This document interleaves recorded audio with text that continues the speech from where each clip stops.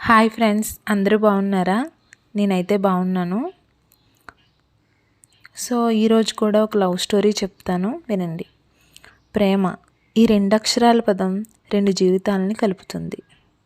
వారి జీవితాలను ఆనందమయం చేస్తుంది. కొంతమందికి ఈ ప్రేమే జీవితం అనుకుని బతుకుతారు. కొంతమంది మాత్రం ప్రేమలో విఫలమై ప్రేమ మీద, మనుషుల మీద కూడా విరక్తి తెచ్చుకుని బ్రతుకుతారు.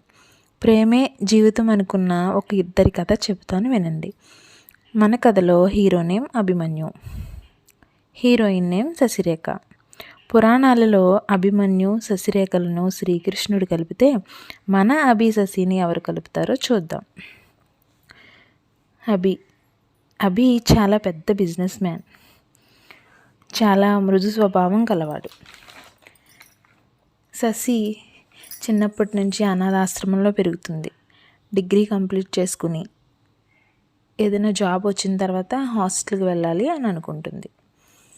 ఒకరోజు శశి జాబ్ కోసం తిరుగుతూ రోడ్డు మీద స్పృహ తప్పి పడిపోతుంది. అప్పుడు శశిని ఎవరో హాస్పిటల్లో అడ్మిట్ చేసి వెళ్ళిపోతారు. నర్సు శశిని ట్రీట్మెంట్ చేసి శశి ఫోన్ తీసుకుని తన వాళ్ళు ఎవరికైనా కాల్ చేయాలి అని అనుకుంటుంది. శశి ఫోన్లో ఛార్జ్ తక్కువ ఉండటం వల్ల నెంబర్ మాత్రం తీసుకుని నర్స్ ఫోన్ నుంచి కాల్ చేస్తుంది. అక్కడ అభి ఆఫీస్లో బోర్డ్ మీటింగ్లో ఉంటాడు. అభి ఫోన్ రింగ్ అవుతుంది. ఈ టైంలో ఫోన్ ఎవరు అని కట్ చేస్తాడు. ఇక్కడ నర్సు చేస్తూనే ఉంటుంది. కట్ చేస్తూనే ఉన్నారు అని కాల్ లిఫ్ట్ చేసి హలో అంటాడు. నర్స్ అప్పుడు సీరియస్గా, ఫోన్ చేస్తుంటే కట్ చేస్తున్నారేంటి? ఇక్కడ శాంతి హాస్పిటల్లో 101 రూమ్లో మీ వాళ్ళు అడ్మిట్ అయి ఉన్నారు, వచ్చి చూడండి అని చెప్పి కాల్ కట్ చేస్తుంది. హాస్పిటల్ నుంచి ఫోన్ ఏంటి, ఎవరు అడ్మిట్ అయ్యారు అని కంగారు పడి అభి మీటింగ్ క్యాన్సిల్ చేసుకుని కార్ తీసుకుని స్పీడ్గా డ్రైవ్ చేయడం స్టార్ట్ చేస్తాడు. ఇక్కడ శశికి స్పృహ వస్తుంది. నర్సు శశి దగ్గరికి వచ్చి, కంగారు పడకండి, మీ వాళ్ళకి కాల్ చేశాను, వస్తున్నారు అంది. అప్పుడు శశి, నాకంటూ ఎవరు లేరు, మీరు ఎవరికి కాల్ చేశారు అని అంటుంది. అప్పుడు నర్సు తన ఫోన్లో నెంబర్ చూపిస్తుంది. అప్పుడు శశి, అయ్యో ఈ నెంబర్ ఎవరో నాకు తెలియదు అంటుంది. అప్పుడు సరేలేండి, ఎవరైనా వస్తే సారీ చెప్పి పంపించేస్తా అని చెప్పి రిసెప్షన్ దగ్గరికి వస్తుంది.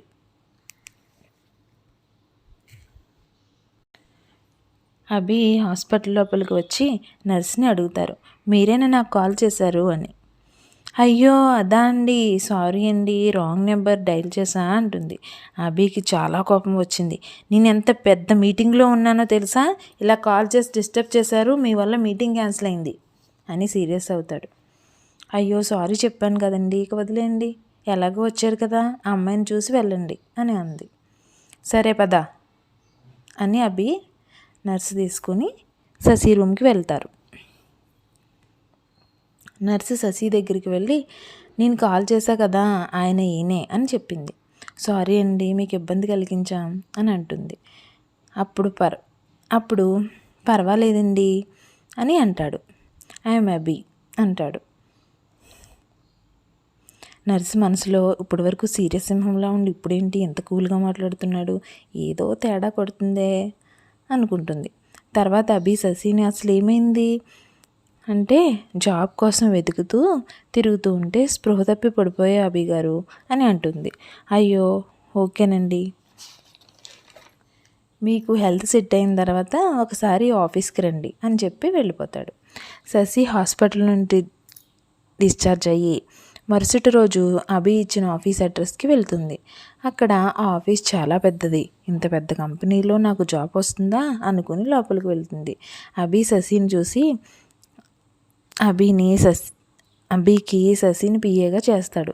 పిఏ అయితే తనతో పాటు ఉంటుంది కదా అని అలా చేస్తాడనమాట. అభికి శశి తొలిచూపులోనే నచ్చుతుంది. తన అమాయకత్వం, పెద్ద పెద్ద కళ్ళు, మృదువైన మాట తీరు అన్నీ నచ్చుతాయి. అభికి శశి కూడా చాలా క్లోజ్ అవుతుంది. తన ముందు ఆశ్రమంలో పెరగడం వల్ల ముందు ఎవరు కేరింగ్, ఎఫెక్షన్ తెలియక ఇప్పుడు అభి చూపించే ప్రేమతో శశికి అభి అంటే ఇష్టపడుతుంది. కాకపోతే అది ఇష్టమో ప్రేమ అని తెలియక ఆలోచనలో పడుతుంది. ఇలా రోజులు గడుస్తుండగా ఆఫీస్కి ఒకరోజు కీర్తి అని అకౌంటెంట్ జాయిన్ అవుతుంది. ఆ కీర్తి అభితో చాలా క్లోజ్గా ఉంటుంది. ఇది శశి చూసి చాలా జెలస్ ఫీల్ అవుతుంది. అప్పుడు శశికి అర్థమవుతుంది, నేను అభి గారిని ఇష్టపడుతున్నాను, ప్రేమిస్తున్నాను అని. ఇక్కడ అభి శశికి తన ప్రేమ విషయం చెప్పాలంటే భయం వేస్తుంది. తన ప్రేమని శశి అంగీకరించకపోతే శశి ఆఫీస్ని జాబ్ని కూడా వదిలేసి వెళ్ళిపోతుందని భయపడతాడు. శశి ఒకరోజు ధైర్యం చేసుకుని అభి ఈరోజు మనం గుడికి వెళ్దాం అని చెప్తుంది. సరే శశి అని అంటాడు. అభి శశి ఇద్దరు బాబా గుడికి వెళ్తారు. బాబా దర్శనం చేసుకుని ఒక చోట కూర్చుంటారు. శశిరేఖ చాలా టెన్షన్ ఫీల్ అవుతుంది. అభి అది గమనించి, శశి ఎందుకు అంత టెన్షన్ ఫీల్ అవుతున్నావు, ఏమైంది, ఏమైనా చెప్పాలా అని అంటాడు. అవును అభి గారు, మీతో ఒక విషయం చెప్పాలి. చెప్పు అయితే, ఇందులో ఏముంది చెప్పు అని అభి గారు అంటారు. అభి గారు మనం పెళ్లి చేసుకుందాం అంటుంది.